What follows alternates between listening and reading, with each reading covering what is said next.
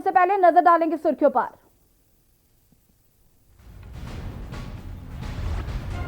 कृषि कानूनों के खिलाफ किसानों के प्रदर्शन का आज 12वां दिन। भारत बंद से पहले नोएडा में धारा 144 लागू, धरने की इजाजत नहीं। किसानों का सरकार को अल्टीमेटम, कृषि कानून वापस लो तब आंदोलन होगा खत्म। 8 दिसंबर को भारत बंद। सीएम भूपेश बघेल का बीजेपी पर हमला, राम मंदिर निर्माण के चंदे का मांगा हिसाब। चंदे पर सीएम ने बीजेपी को घेरा।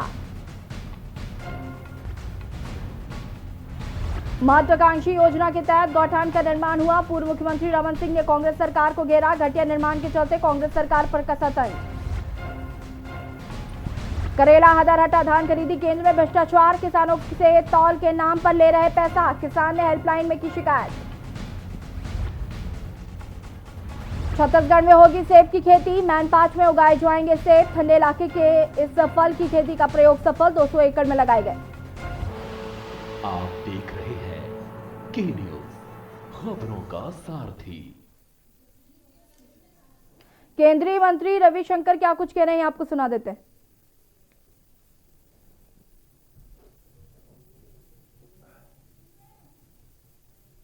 Inter state agriculture produce trade and commerce regulation act under entry 42 of union list. तो आज जो हमने काम किया, हमारे करने के 8-9 साल पहले मनमोहन जी की सरकार ये कर रही थी। 2005 में शरद पवार बोल रहे थे। और ये बात देश के सामने बताना जरूरी है कि जिस समय शरद पवार ये बोल रहे थे 2005 में कि अगर आप सुधार नहीं करोगे तो हम वित्तीय सहयोग देना बंद करेंगे, उस समय मनमोहन सिंह की सरकार का समर्थन कौन कौन कर रहे थे? मुलायम सिंह यादव जी की party, RJD, CPI, CPM, TDP और बाकी सभी। शिवसेना साथ नहीं थी। तो आप तो हमसे भी आगे अधिक जा रहे थे। तो फिर मैं कहूंगा कि ये जो आपका दोहरा चरित्र है शर्मनाक, कि अपने राजनीतिक अस्तित्व को बचाने के लिए भले ही किसान के नेता आपको नहीं बुलाते हों, लेकिन आप किसी भी सीमा को जाने को तैयार हैं। ये देश के सामने आना जरूरी है। अब जब हम कॉन्ट्रैक्ट फार्मिंग के बारे में एक विषय आपको बताना चाहते हैं, और वो ये है कि इसका भी रिकमेंडेशन 2007 से 12 में मनमोहन सिंह की सरकार के समय हुआ था। और आपकी जानकारी के लिए मैं बता दूं कि कहां कहां मॉडल कॉन्ट्रैक्ट एक्ट लागू हुआ कॉन्ट्रैक्ट फार्मिंग का।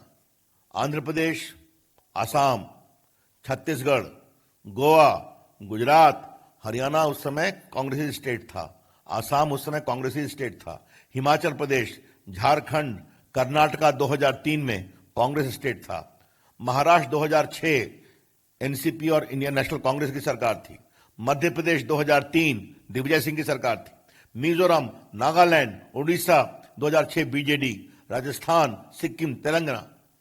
तो इन सबों ने किसानों के लिए अधिक अवसर जुटाने के लिए, उनकी इनकम को बढ़ाने के लिए यह कॉन्ट्रैक्ट एक्ट का निर्णय किया।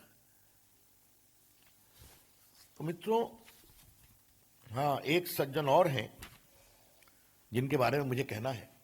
मैं सामान्यतः टिप्पणी नहीं करता हूं, लेकिन हमारे प्रधानमंत्री पर वो इतनी टिप्पणी कर रहे हैं तो मुझे उनके बारे में टिप्पणी करनी पड़ेगी। श्रीमान योगेंद्र यादव के बारे में। हाँ, वो भी खड़े हैं। उनकी पार्टी का क्या वजूद है मैं उस पर चर्चा नहीं करूंगा, लेकिन देखिए 3 साल हमारी सरकार के पूरे हुए तो उनका स्वराज अभियान का ट्वीट देखिए। मोदी सरकार washes its hands off APMC act, cite it as a state subject. तो उस समय अगर कहा गया कि एग्रीकल्चर मंडी एक्ट जो है वो राज्यों का विषय है, उनको सुधार करना है, करना चाहिए, तो ये कह रहे हैं आप क्यों नहीं करते हैं? तो जिस समय हम कर रहे हैं व्यापक चर्चा करके, तो आप उसका विरोध कर रहे हैं। तो ये आपके सामने आना चाहिए। आ रहा हूं। अब जब पता नहीं योगेंद्र जी के बाद केजरीवाल जी का नाम लेना ठीक है कि नहीं, लेकिन मुझे लगता है कि मैं ले लूं। और ये विषय मैं आपके सामने रख दूं कि जो नया कानून बना है तो इसको 23 नवंबर 2019 को 2020 को क्षमा करें, अरविंद केजरीवाल जी की सरकार ने दिल्ली में नोटिफाई करके गजट करके इंप्लीमेंट कर दिया है। देखिए, मैं गजट लेकर बैठा हुआ हूं, तो इधर आप विरोध कर रहे हैं, उधर आप गजट निकाल रहे हैं, ये तो उनका काम है। तो मैंने आपको विस्तार से बता दिया कि यूपीए सरकार के 10 साल में किसानों के सुधार पर मोदी सरकार के बराबर नहीं, कई बार तो कहा कि हम पेनाल्टी लगाएंगे अगर आप सुधार नहीं करेंगे तब। शरद पवार जी ने पत्र लिखा, मनमोहन सिंह प्रधानमंत्री हैं, प्लानिंग कमीशन ने पूरा विस्तृत पॉलिसी निर्देश दिया, उसको मालूम किया, कई कांग्रेस की सरकार ने इंप्लीमेंट किया। राहुल गांधी ने स्पष्ट कहा 2019 में कि हम मंडी एक्ट को रिपील करेंगे और हम किसानों के लिए पूरे अवसर पैदा करेंगे। तो आप करें तो देश किसानों का कल्याण, हम उसको तरीके से करें बातचीत करके, तो आप सड़कों पे आते हैं। ये है डबल स्टैंडर्ड्स, हम इसका जबरदस्त विरोध करते हैं। किसान कुछ निहित स्वार्थों के चंगुल में फंसा हुआ है। हम चाहते हैं देश के छोटे मंझोले किसानों को अपने उत्पाद के लिए नए नए अवसर मिलने चाहिए। और कुछ मैं क्लैरिफाई कर दूं, क्योंकि मैं देश का कानून मंत्री भी हूं, किसानों की जमीन न बिकेगी, न लीज पर ली जाएगी, न बंधक होगी। कॉन्ट्रैक्ट के बारे में अगर कोई सोचते हैं किसान, तो उनकी जमीन न तो बिकेगी, न बंधक होगी, न लीज पर ली जाएगी। The farmers land shall neither be on lease nor will be sold nor mortgaged. उनके जमीन पर कोई देनदारी नहीं बनेगी, वो बनेगी तो फसल पर जो कंपनियां आएंगी। हाँ, बल्कि मैं पढ़ ही देना चाहता हूं, section 8, sponsor prohibited from acquiring ownership right और making permanent modification on farmers land premises, उसका विस्तार से लिखा हुआ। क्लियर हो गया? दूसरा,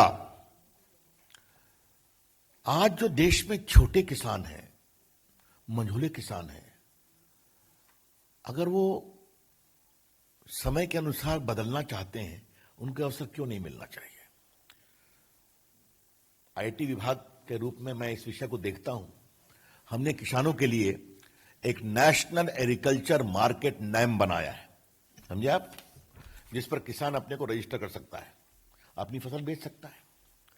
सिर्फ आपको मैं कुछ आंकड़े देता हूं और देश के सामने आपके माध्यम से आना बहुत जरूरी है। अभी तक 21 प्रदेशों में 1000 मंडियों ने रजिस्टर किया है नेम पर।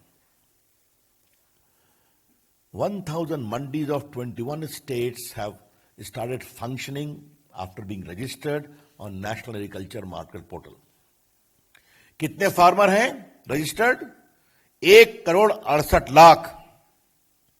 कितने ट्रेडर हैं? 1,51,000। ठीक है? और कितने का व्यापार हुआ है? 1,15,000 करोड़ रुपए का। तो आपने देखा, हमने किसानों को एक डिजिटल मंडी दी, तो देश के तमाम मंडियां जुटी 1021 प्रदेशों में, 1,68,00,000 किसान जुटे और 1,15,000 का व्यापार किया है। आप अवसर देते हैं तो इस तरह से किसान उस अवसर के अनुसार अपनी इनकम को बढ़ाने के लिए और नए नए अवसर खोजता है। मैं सिर्फ आपको एक बात और बता के अपनी बात समाप्त करूंगा, बाकी तो सारे विषय आ गए हैं। ये हमने सिर्फ आपको 2 चीज मैं बता दूं। इस कानून के पारित होने के बाद भी हमने खरीफ में जो फसल होती है उसमें 6 फसलों के भुगतान के लिए हमने, और रब्बी में भी न्यूनतम बिल में वृद्धि की है। और ये चर्चा मैंने बाद में कई बार ट्वीट भी की है, शायद पीयूष जी ने भी किया है, लेकिन यहां आपको बताना जरूरी है कि अभी नवंबर के अंत तक धान के पैडी प्रोक्योरमेंट। और अब रुक करेंगे छत्तीसगढ़ की खबरों का। खबर रायपुर से है। प्रदेश में राम मंदिर के नाम पर चल रही राजनीति को लेकर